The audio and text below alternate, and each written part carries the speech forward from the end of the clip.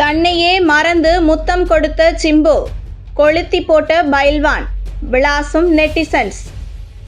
நடிகரும் சினிமாவின் மூத்த பத்திரிகையாளருமான பைல்வான் ரங்கநாதன் நடிகர்கள் பற்றி பல அந்தரங்கமான விஷயத்தை யூடியூப் சேனலில் பேசி வரும் இவர், முத்த காட்சி ஒன்றில் இயக்குனர் கட் சொல்லியும் நடிகர் சிம்பு நடிகைக்கு தன்னையே மறந்து முத்தம் கொடுத்ததாக பைல்வான் ரங்கநாதன் தெரிவித்துள்ளார்.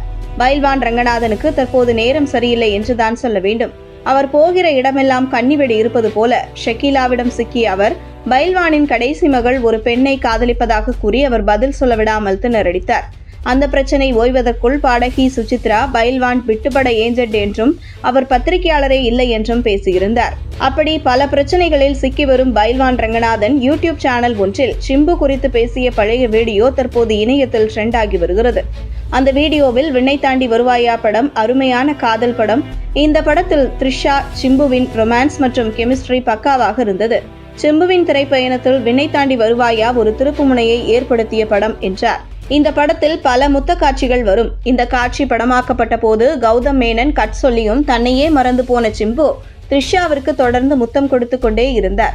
சிம்பு கொடுத்த முத்தத்தை மறுக்க முடியாமல் நடிகை த்ரிஷாவும் அமைதியாக நின்றார் என்று வெளிப்படையாக பேசியிருந்தார்.